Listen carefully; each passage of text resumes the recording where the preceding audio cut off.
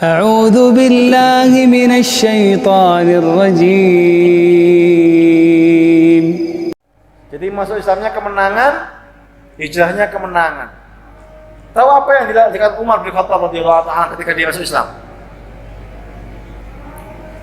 Di samping perkataan dia, siapa ketika hijrah, siapa yang mau istrinya menjadi janda, siapa yang mau anaknya jadi yatim, Umar mau hijrah, cegahlah aku. Wah, siapa yang mau gitu? Siapa yang berani? Gak ada yang berani. Gak ada yang berani sama Umar bin Khattab. Gak ada yang berani. Dan Umar ini usianya sebaya dengan Rasulullah SAW. Ya kurang lebih ya. Kalau Rasulullah itu SAW itu lahir ketika Amul Fil, ketika tahun gajah. Umar bin Khattab itu 13 tahun setelah Amul Fil. Jadi usia beliau itu terpaut 13 tahun dengan usianya Nabi Muhammad SAW. Terpaut 13 tahun. Ya masih ya samalah umurnya dengan Rasulullah SAW. Ya. Maka ketika masuk Islam itu geger orang Arab, nggak ada yang berani. Bahkan, wahai Rasul, apakah ini benar? Iya benar. Apa yang kita jawab benar. Lalu apa yang menghalangi kita untuk menyampaikan dengan dengan terang-terangan? Maka Umar bin Khattab terang-terangan duluan. Maka ketika sahabat mengatakan apa? Ketika Umar bin Khattab masuk Islam itu, para sahabat akhirnya apa? Berani sholat di depan Ka'bah. Dulu yang paling berani Rasulullah. Dan mesti hasilnya apa? Kotoran unta di atasnya beliau, batu di atasnya beliau, disawati dikasih kotoran unta. Tapi begitu Umar bin Khattab masuk Islam, itu para sahabat selain Rasulullah ya, itu berani sholat di depan Ka'bah. Umar bin Khattab gak ada yang berani. Kalau sahabat-sahabat pergi hijrah itu sembunyi-sembunyi, termasuk Rasulullah dan Abu Bakar sembunyi-sembunyi. Umar bin Khattab tidak terang-terangan. Jadi keberkahan cukup 2 orang saja itu sudah merubah keadaan Mekah. Cukup Hamzah sama siapa? Sama Umar bin Khattab. Maka jadilah orang yang kuat. Maka Rasulullah mengatakan al-mu'minul qawi ahabbu ilallah minal mu'minid dha'if. Seorang beriman yang kuat lebih Allah cintai daripada seorang beriman yang lemah. Tapi Allah mengatakan wa kullun khairun, tapi dua-duanya baik. Kenapa? Karena imannya itu orang yang lemah juga baik, orang yang kuat juga baik. Tapi Allah lebih mencintai orang yang kuat daripada orang yang lemah.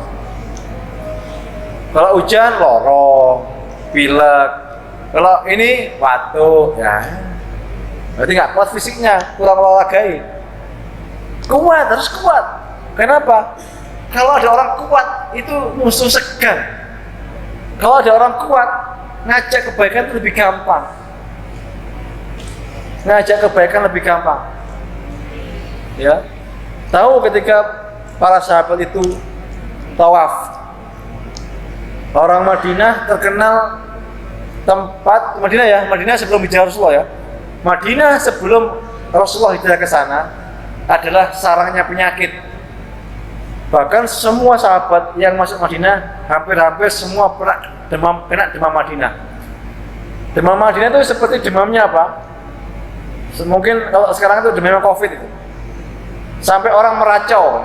Kalau demam Madinah itu sampai dia nggak tahu apa yang dia ucapkan. Itu Abu Bakar pernah kena, Bilal pernah kena, gitu. Para sahabat pernah kena. Kenapa? Masuk tok, kemudian Rasulullah mendoakan supaya Madinah ini menjadi negeri yang berkah, demamnya dipindah. Demamnya dipindah sama malaikat, ya, dipindah. Akhirnya nggak ada demam lagi. Bagaimana cara Rasulullah menunjukkan kekuatannya orang Madinah yang dianggap orang lemah? Beliau tawafnya itu harus digulung bajunya, ya. Tahu tawaf itu ihramnya gimana? Idbat. Yang laki-laki kainnya dibuka sebelah mana? Kanan atau kiri? Kanan. Biar apa? Biar kelihatan apanya? Okolnya biar kelihatan. Ini loh. Kenapa begitu? Karena orang-orang Mekah itu suka ngecengin orang-orang Madinah, orang penyakitan mau tawaf. Nah, orang yang sakit-sakitan mau tawaf. Terus gimana? Allah memberi petunjuk. Kalau pas muter, kalau pas tawaf antara rukun mana? Yamani sama rukun Hajar Aswad, hendaklah apa? Dia lari-lari kecil. Kenapa? Itu berseberangan dengan apa? Darun Nadwah, tempat nongkrongnya orang-orang kafir Quraisy. Jadi begitu lewat situ, orang-orang Islam itu apa? Lari-lari kecil. Wih, kuat lari deh. Berarti apa? Kuatnya. Sesudah lewati Hajar Aswad, melaku mana? Melaku di. Nanti ketika depannya orang Quraisy di sana, rukun Yamani itu Hajar Aswad, lari-lari lagi. Wih, ternyata orang kuat sekali. Buktinya apa? Masuk Islamnya dua orang ini cukup untuk apa? Merubah keadaan orang-orang Islam yang ada di Mekah. Dan ini terdengar oleh siapa? Oleh orang-orang yang ada di Afrika. Bagaimana caranya? Kok terdengar? Kita harus tahu bahwa apa? Mekah itu pusatnya dunia sampai hari ini. Orang dari timur kalau mau ke barat lewat Mekah. Orang dari barat kalau mau ke timur lewat mana? Lewat Mekah. Jadi orang Afrika kalau pengen ke daerah lain, ya lewat Mekah, karena Mekah di tengah-tengahnya. Maka apapun yang terjadi di Mekah itu, orang Afrika, tempat hijrahnya kaum muslimin pertama itu tahu. Oh, ternyata Umar bin Khattab sudah masuk Islam. Oh, ternyata Hamzah bin Abdul Muthalib sudah masuk Islam. Ya, akhirnya mereka mau pengen balik lagi kemana? Ke Mekah. Dan benar, mereka pun balik ke Mekah. Balik, kenapa? Negeri sendiri pasti lebih enak daripada negeri orang lain. Hujan emas di negeri sendiri lebih bagus daripada hujan batu di negeri orang. Salah betul?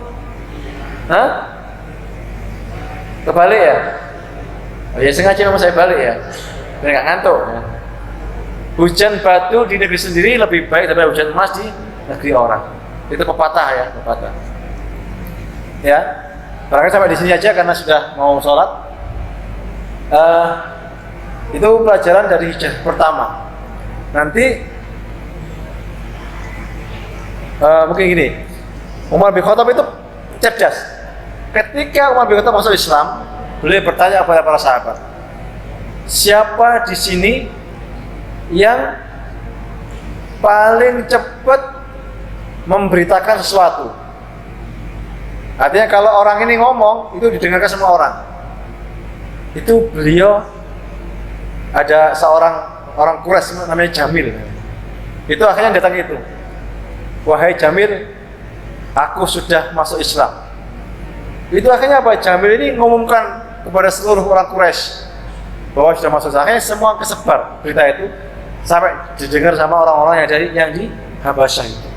Dan itu yang buat mereka balik lagi ke sini dan akhirnya membawa gelombang kedua 82 atau 83 orang hijrah lagi ke Habasyah. Ya.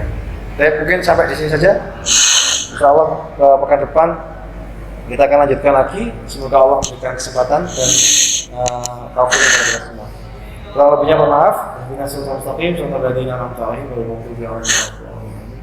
Subhanallah wa bihamdihi asyhadu an la ilaha illa anta astaghfiruka wa atubu ilaik. Assalamualaikum warahmatullahi wabarakatuh.